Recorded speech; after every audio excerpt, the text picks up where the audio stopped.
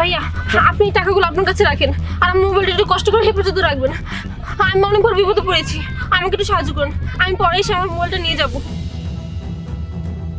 এ বাবা শোনেন, কি হলো এগুলো? কি হলো বুঝলাম না। এতগুলো টাকা দিল কেন আর মোবাইলে দিল কেন?